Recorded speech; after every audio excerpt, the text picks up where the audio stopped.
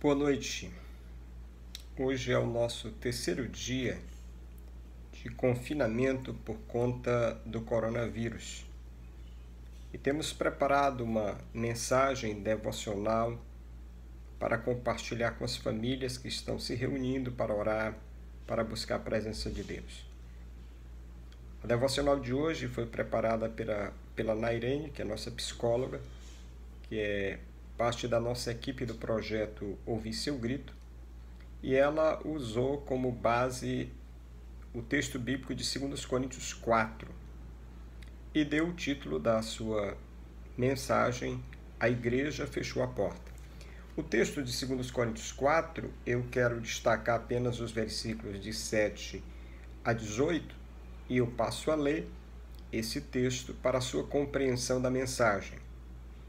O texto diz assim: Temos, porém, este tesouro em vaso de barro, para que a excelência do poder seja de Deus e não da nossa parte.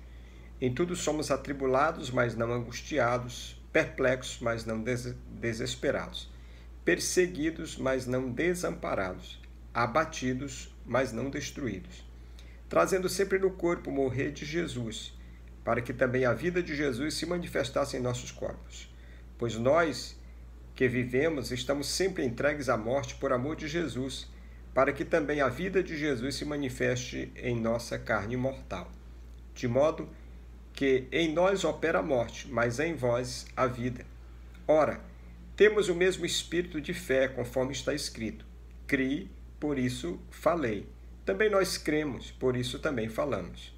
Sabendo que aquele que ressuscitou o Senhor Jesus nos ressuscitará a nós com Jesus e nos apresentará convosco.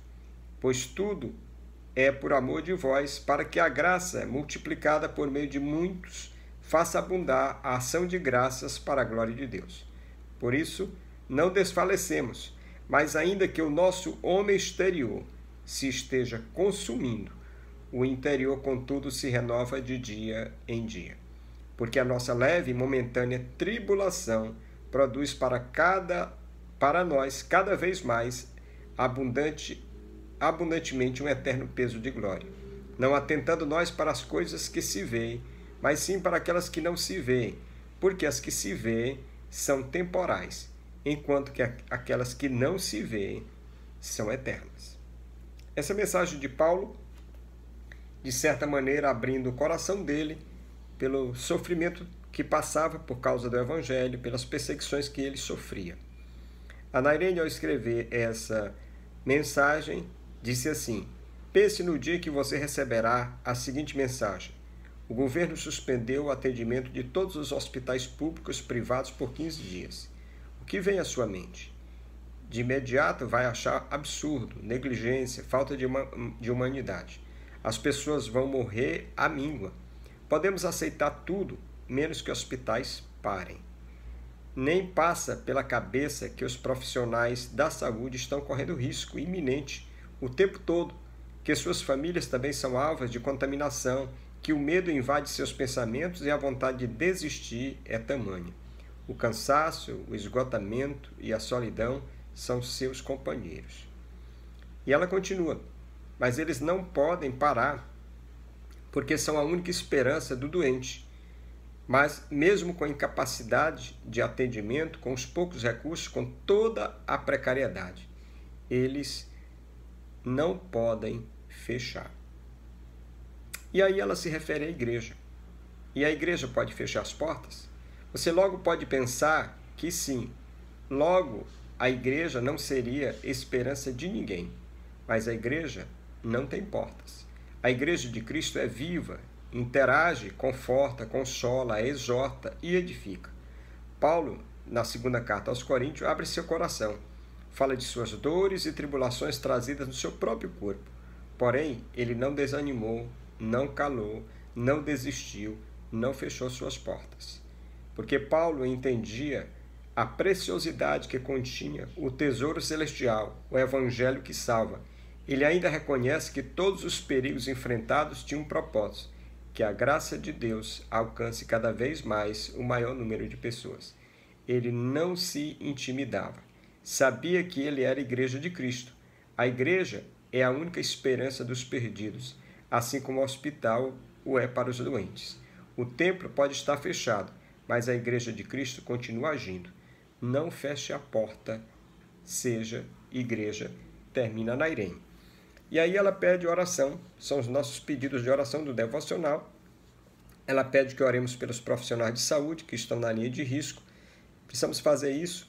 Hoje tem uma convocação geral no Brasil para às 20h30 irmos às janelas, batermos palma em gratidão a esses profissionais que correm tremendo risco por suas famílias e que a igreja entenda a sua missão nesse momento. Nós, como igreja, não podemos fechar as portas, não podemos nos esconder, não podemos ter medo que nos domine.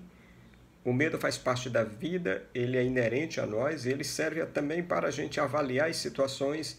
O medo serve para a gente evitar o perigo, o medo serve para a gente ter cautela. Mas a nossa vida não pode ser dominada pelo medo, porque Deus não nos deu o espírito de covardia, diz a palavra. Ele nos deu o espírito de temor, de ousadia. E é bom lembrar o que Paulo coloca nesse texto que a Nairene tomou por base. Que nós podemos passar por tantas situações difíceis, tremendas. Ele diz claramente que em tudo somos atribulados, mas não ficamos angustiados. Nós, às vezes, ficamos perplexos. Quem não está perplexo com essa situação? Quem esperava isso? Mas nós não podemos desesperar. Ele diz, podemos até ser perseguidos, mas não estamos desamparados. Podemos ser abatidos, mas não seremos destruídos. Por quê? Diz Paulo, porque eu sei, verso 14 do texto, que aquele que ressuscitou o Senhor Jesus também nos ressuscitará. Nada, ninguém pode nos derrotar. Podemos até experimentar a morte, mas ela não será o fim. Ela não é o fim, porque aquele em quem cremos venceu a morte. Deus abençoe você, Deus abençoe a sua família. Aproveite e ore com sua família, leia a Bíblia com a sua família, especialmente interceda por aqueles que estão na linha de frente, médicos, enfermeiros, auxiliares, técnicos, bioquímicos, todos estes que estão envoltos diretamente com a situação de risco de contaminação. Deus abençoe todos eles e interceda e ore. Deus abençoe você e a sua família.